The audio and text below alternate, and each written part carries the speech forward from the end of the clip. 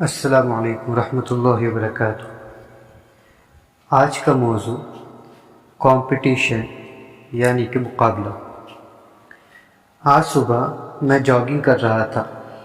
میں نے ایک شخص کو دیکھا جو مجھ سے آدھا کلومیٹر دور تھا۔ میں نے اندازہ لگایا کہ وہ مجھ سے تھوڑا آہستہ دوڑ رہا ہے۔ مجھے بڑی خوشی محسوس ہوئی۔ میں نے سوچا اسے ہرانا چاہیے۔ تقریباً 1 کلومیٹر بعد مجھے اپنے گھر کی جانب ایک موڑ پر مڑنا تھا۔ میں نے تیز دوڑنا شروع کر دیا۔ کچھ ہی منٹوں میں میں دھیرے دھیرے اس کے قریب ہوتا چلا گیا۔ جب میں اس سے 100 فٹ دور رہ گیا تو مجھے بہت خوشی ہوئی۔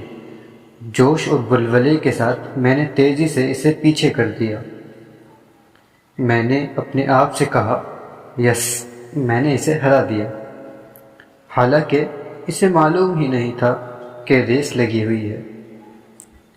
اچانک مجھے احساس ہوا کہ اسے پیچھے کرنے کی دھن میں اپنے گھر کے موڑ سے کافی دور آ گیا ہوں۔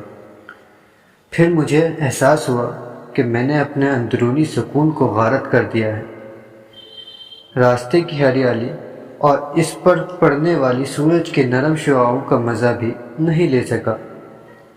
چڑیوں کی خوبصورت آوازوں کو سننے سے محروم رہ گیا۔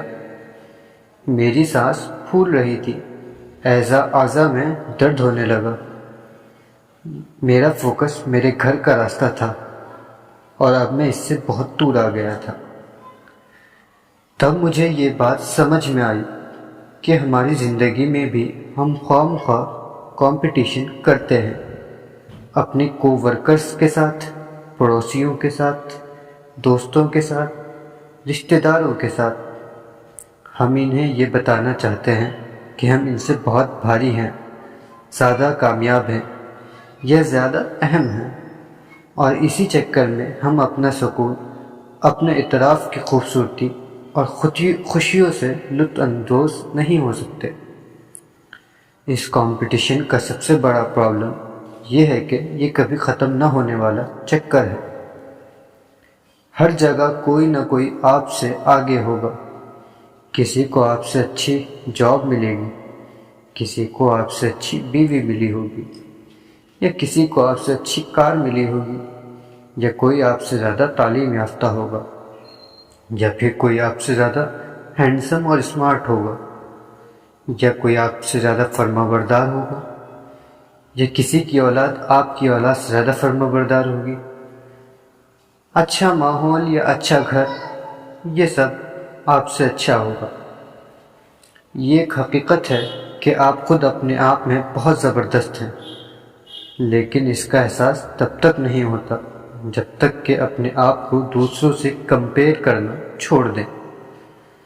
مقابلہ بازی یا تقابل ہمیشہ زندگی کے لطف پر ڈاکہ ڈالتے ہیں۔ یہ آپ کی زندگی کے مزے کو کرکرا کر دیتے ہیں۔